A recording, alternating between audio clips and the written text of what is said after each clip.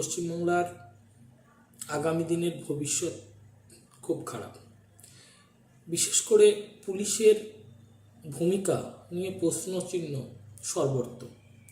Police যেখানে active দরকার নেই অ্যাক্টিভ হওয়ার, সেখানে অ্যাক্টিভ। পুলিশ যেখানে অ্যাক্টিভ হওয়ার দরকার আছে সেখানে অ্যাক্টিভ নয়। যদি কোনো শক্তি বা যে শক্তি রাষ্ট্রশক্তির বিরুদ্ধে, সেই শক্তিকে পরাস্ত করবার কাজই হচ্ছে পুলিশের। এখন পুলিশ সেই ভূমিকায় নেই। পুলিশ রাজনৈতিক প্রতিপক্ষ বা রাজনৈতিক দ্বারা প্রেরিত পুলিশ। সমস্যা সেইখানেই তৈরি হয়েছে। আজকে কলকাতার বুকে যে ঘটনাটি ঘটেছে সেটা দেখো, সেটা খুব ভয়ঙ্কর একটা জায়গা। এখন যারা তৃণমূল করে তাদের কাছে জাস্টিফাই করবে যে আমি দেখছিলাম কল্যাণ বন্দ্যোপাধ্যায়ের মতো ব্যক্তিত্ব, মদনদার মতো একজন সিনিয়র লোক, যে ওখানে কেন গিয়েছে মেয়েটি, মেয়েটির দোষ কেন গিয়েছে, কি করেছে, এরকম জায়গায় পরিস্থিতিতে এই সামাজিক ব্যবস্থায় চলে এসেছে। আর এই যারা তৃণমূল করছেন, আমি তাদের কাছে প্রশ্ন, যে আপনারা নিজেদের কাছে একবার প্রশ্ন করুন, সার্বিকভাবে প্রশ্ন করুন, যে জাস্টিফাই করবার জন্য একজন অপরাধী, সে তৃণমূল করুক, বিজেপি করুক, কংগ্রেস করুক, সিপিএম করুক, সে সবাই অপরাধী। সার্বিকভাবেই বললেই হয় যে এ অপরাধ করেছে, এ দলে ছিল, দলে থাকতেই পারে, দল করতেই পারে, কিন্তু এই অপরাধ কখনো দল মেনে নেবে না, আর এই অপরাধের দায়ভার দল নিতে পারবে না। এইটুকুনি বলার ক্ষমতা নেই, আপনি জাস্টিফাই করছেন। এরকমভাবে আপনারা যখন জাস্টিফাই করবার জন্য আগিয়ে আসেন, আপনারা যখন নিজেরাই প্রশাসনিকভাবে বলতে শুরু করেন, যেভাবে মুখ্যমন্ত্রী আগেও পার্ক স্ট্রিটের ঘটনা বলেছিলেন, যার ফলে প্রশাসন সেখানে সমস্যায় পড়ে যায়, যে মমতা বন্দ্যোপাধ্যায়ের শ্রদ্ধাভাজনদের সঙ্গ দেব না, আমি ল অ্যান্ড অর্ডার সামলাবো, ঠিকঠাক করে কাজ করব। সমস্যা এখানে দেখুন, আমি যতটুকুনি পুলিশ অফিসারদের চিনি বা পুলিশ অফিসারদের জানি, এবং অনেক পুলিশ অফিসারই তারা খুব ক্ষুব্ধ, তারা খুব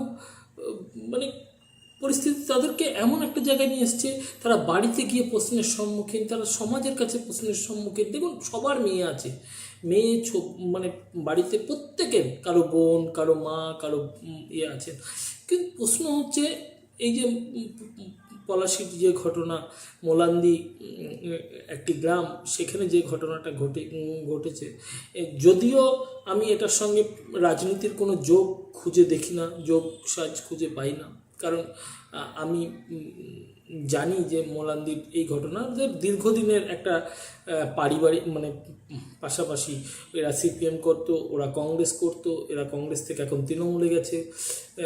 স্বাভাবিকভাবে ওইখানেই পাশেই ব্লক সভাপতির বাড়ি, ক্যাম্প ছিল এক সময়, কিন্তু সেই পুলিশ ক্যাম্প নেই, পুলিশ ক্যাম্প তুলে নিয়ে চলে গেছে। তৃণমূলের সভাপতির ওখানে বাড়ি ছিল, তো ওখানেই হিন্দু মুসলিম গণ্ডগোল হয়েছে।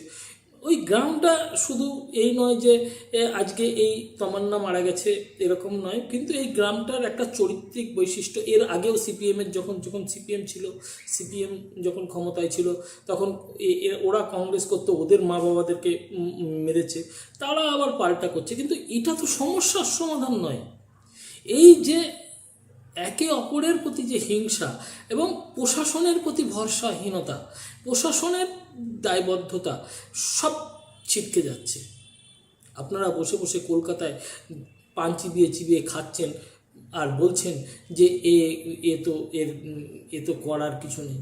আমার কাছে প্রশ্ন, যদি করার না থাকে, ক্ষমতা যদি সামলানোর ক্ষমতা না থাকে, তাহলে কাউকে কোনো রাজনৈতিক দলকে দিন। প্রত্যেকটি রাজনৈতিক দলের দায়বদ্ধতা আছে, এবং এই সংকটের সময় পশ্চিমবাংলা একটা সংকটের সময় দিয়ে চলছে আমি মনে করি। এবং এই পশ্চিমবাংলার পুলিশি ব্যবস্থা রাজনৈতিকরণের জন্য রাজনৈতিক হিংসার কবলে পড়ে। কেন পশ্চিমবাংলায় ধর্ষণ বেশি? কেন পশ্চিমবাংলায় ধর্ষণ বেশি? তো যাই হোক, একটা প্রাতিষ্ঠানিক জায়গা, যেখানে কলেজ, যেখানে সেফ, আপনার মেয়ে আমার মেয়ে পড়তে যাবে। পশ্চিমবাংলার মেয়ে বা ছেলে যেই হোক না কেন পড়তে যাবে, স্কুল কলেজে, হাসপাতালে ডাক্তার দেখাতে যাবে, প্রশ্ন করুন নিজেদের বিবেককে প্রশ্ন করুন। সমস্যাটা আপনারা বুঝতে পারছেন না, আর আপনারা চিবিয়ে কথা বলছেন। কিছু যার বিরুদ্ধে অভিযোগ করছেন তিনি সর্বত্র তৃণমূলের ছত্রছায়ায় পোষিত, এবং শুধু সর্বত্র নয়, দাপিয়ে বেড়াতেন। এলাকার অভিযোগ, এলাকার ওর যে বাড়ির এলাকার, সেই এলাকার অভিযোগ যে দাপিয়ে বেড়াতো। তৃণমূলের পরিস্থিতি দিন দিন খারাপ হচ্ছে। তৃণমূল হয়তো গ্রাসরুট লেভেলে, আজকে কালীগঞ্জ বিধানসভা দিয়ে যদি আপনি বিচার করেন সারা পশ্চিমবঙ্গকে, হবে না। কালীগঞ্জ বিধানসভায় একটা জিনিস ক্লিয়ার কাট বুঝতে হবে। কালীগঞ্জ বিধানসভায় যারা বলছেন, দেখুন, কালীগঞ্জ বিধানসভায় মুসলিম vote majority, majority means majority অত্যাধিক। এখানে কালীগঞ্জের যে চরিত্র, কালীগঞ্জের যে বৈশিষ্ট্য, কালীগঞ্জ সবসময় ডানপন্থীদের একটা রাজনৈতিক গড় হিসেবে মনে হয়। বামপন্থা ছিল, আছে, অল্প স্বল্প আছে, কিন্তু ডানপন্থীদের চরম, মানে যখন বামপন্থী বা সিপিএমের রাজত্ব, তখনও কালীগঞ্জে কিন্তু সালাম মুন্সির মতো লোকেরা জিতেছে, মানে 2-3 বার জিতেছে সালাম মুন্সি। একটা জিনিস বুঝতে হবে যে কালীগঞ্জে মুসলিম মেজরিটির জন্য তৃণমূল মুসলিমদের এখন একমাত্র ভরসা।